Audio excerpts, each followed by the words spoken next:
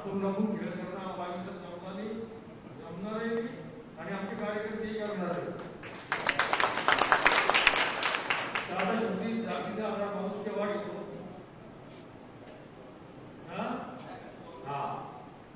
तर राजकारण हे सर्व जाती धर्माला घेऊन चालतो. तोच राजकारण करू शकतो. एका जाती धर्मावर कोणीच राजकारणात पुढे होऊ शकतो.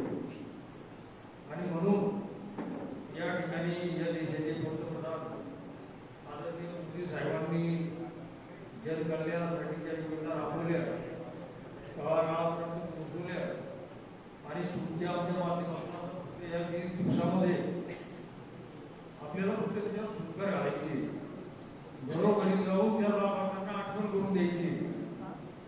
या देशाचं नेतृत्व सुरक्षित हे भाजपच्या पक्षाच्या हातातच पाहिजे. या देशाला महासत्ता बनवण्याचं स्वप्न जे भाजपने दाखवले पूर्ण करण्याची ताकद भाजपच्या नेत्यांमध्ये कार्यकर्त्यांमध्ये गिरीश भाऊ तुमच्या आमच्या भरोश्यावर फडणवीस साहेबांना अमित शहा साहेबांना मोदी साहेबांना शब्द दिलेला आहे की माझ्या तालुक्यात 1 लाखापेक्षा कमी लीड पडणार नाही. आणि म्हणून 1 लाख तर मी म्हणतो तुम्ही हे सगळे जे जमलेले अतिशय कोल्हापुराचे कार्यकर्ते यांनी जर ठरवलं त्या गावात यांना पुढचा प्रतिनिधी सुद्धा सापडणार नाही.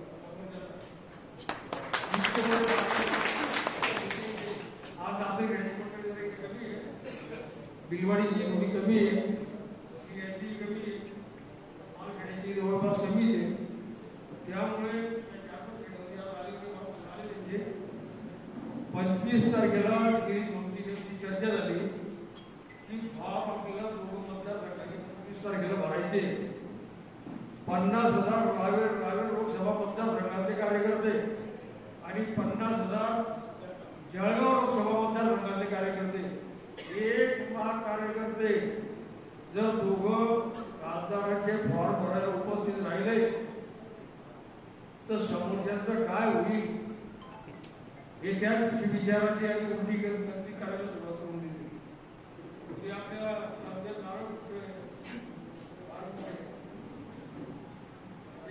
वाटते देशाचे नेते मंगल कार्यालयामध्ये त्याचा कार्यक्रम आणि अशा पद्धतीने गिरीश भाऊंनी तुमच्या आपल्या शब्दावर वरती भरोसा दिलाय. म्हणजे गिरीश भाऊंना तुमच्या आपल्याबद्दल किती आदर आहे आणि किती विश्वास आहे, या विश्वासाला आपल्याला कुठे पाठ लागू द्यायचं नाही. गिरीश भाऊंनी मी तर होतो 1 लाख सांगितले, मी तर होतो आपण बोनस म्हणून 25,000 वाढवून टाका, 14 लाख की पूर्ण महाराष्ट्रामध्ये असं काही नाव होईल की जामनेर एक तालुका निघाला खरे संकट मोचक. भाजपच्या प्रत्येक ठिकाणी जिथे संकट असेल तिथे जाऊन जातात, पण तालुका सुरक्षित ठेवतात आणि हे ठेवणारे सगळे तुम्ही यावर पाहत आहे. आणि आपल्या भविष्यात गिरीश भाऊंनी आम्हाला शब्द दिलेला आहे, त्या शब्दाची जर जाणीव करायची असेल, त्या शब्दाची आपल्याला कदर करायची असेल तर प्रत्येकाने झटून कामाला लागा. मला वाटतं 2 तारखेनंतर तर लग्न नाही जवळपास, आता 2 तारीख शेवटची आणि या महिना अखेरपर्यंत थोडंफार लग्न मला वाटतं 21 आणि 22 बारामतीची आहे, त्यानंतर दुप्पट 26 आहे, त्यानंतर पुढे लग्न आहे. पण कुठलंही कारण न ठेवता 5 वर्ष जर आपल्याला शांततेने चांगल्या योजना हा देश पुढे न्यायचा असेल, युवकांच्या हाताला काम द्यायचं असेल तर आपल्याला 15-20 दिवस राज्यात परिश्रम करावा लागणार. आणि ते करावे लागताना तुम्हाला आपल्याला एक गावाचा थेट गाळून एक मताची पराकाष्ठा करून आपल्या बूथवर नेऊन ते मतदान ठोकायचंय. आपल्या बूथ कमिट्या तयार आहेत, गण प्रमुख आहे, गट प्रमुख आहे, वन बूथ पेक्षाही 30 आहे, बूथ आहेत, युथ आहेत, अशा प्रकारची यंत्रणा आहे.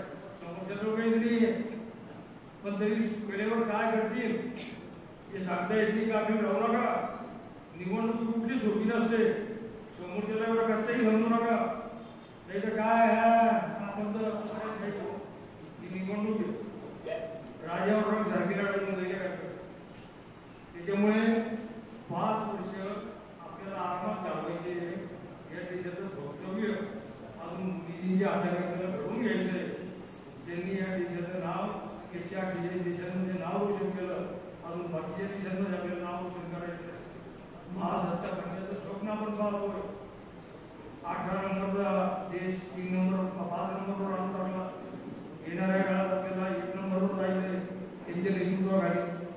आणि म्हणून आपल्या सगळ्यांची मी शब्द देतो आज या ठिकाणी आपले तालुक्याच्या देशाले चंद्र भविष्य की शेंदुरी नाचन केळकर आता इथे विरोध नाही म्हणता येणार नाही, पण 5% 60% विरोधकांना धावावं लागणार आहे.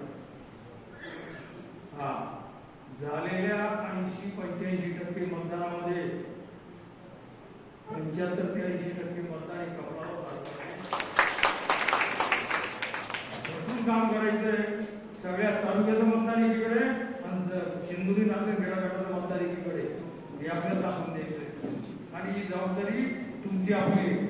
आपण भाजपचे सैनिक आहात, 72 कार्यकर्ते आहात आणि एक मताची पराकाष्ठा करून मग काही म्हणतील हो आता तो ऊन झालं दुपारी ते उत्तर तो ऊन जास्त लागतं म्हणा आता काही इकडची वाट पाहू नका. काही काही तुमच्या कोणी झालेली आता तो प्रश्न आता एकच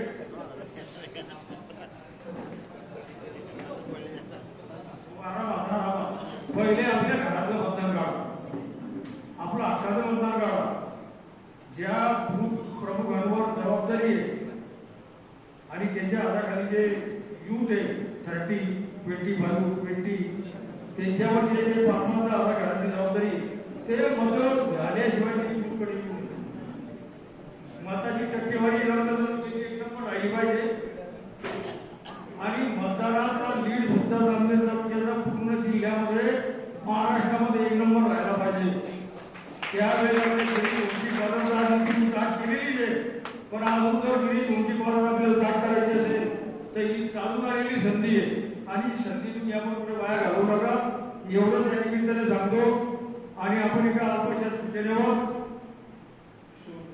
भ्रमणध्वनीद्वारे इथपर्यंत आला की खरोखर आपण कौतुक करतो. सतर्क राहा आणि एक मताची पराकाष्ठा करून कमळाच्या समोरचं बटन दाबण्यासाठी आपल्या गल्लीमध्ये वाड्यामध्ये मूल्यांमध्ये सगळ्यांना समजून सांगा आणि कमळाचे बटन दाबून जास्तीत जास्त मताधिक्य आपल्या तालुक्यातून कमळाला द्या. रक्षाताईंचं काम आपल्याला माहिती आहे. अनेक वर्षापासून रखडलेली पाचोरा लांबणे शेतकऱ्यांचा माल कुठल्या कुठे जाईल वेगवेगळी माल धक्के पोरला होतोय, जामनेरला होतोय, शेंदुरीला होतोय. 3 माल धक्के आपल्या तालुक्यात भाग्यवान आहे आपण. आणि म्हणून आपण राष्ट्रीय प्रवाहामध्ये या निमित्ताने येतो. आपण दळणवळणाच्या माध्यमातून मागे जाईल. पाण्याच्या बाबतीत गिरीश भोंग्याला 4000 शेतकऱ्यांनी मंजूर करून आणलेले हे 4000 शेतकरी याचाही लाभ आपल्याला सगळ्यांना मिळाला आहे. विहिरी मिळाल्या, मोठे मिळाले, घरकुले मिळाले, पेन्शन योजना मिळाल्या, इंदिरा गांधी असेल, संजय गांधी असेल, श्रावणबाळ योजना असेल, कुटुंबार्थसहाय्य योजना असेल, अनेक योजनांचा लाभ आज आपल्या तालुक्यात जो लाभ मिळाला तो राज्यामध्ये कुठेही. आणि आरोग्याच्या बाबतीत गिरीश भोंगचा पॅटर्न पेटेंट फडणवीस साहेबांच्या समोर बोललो मी.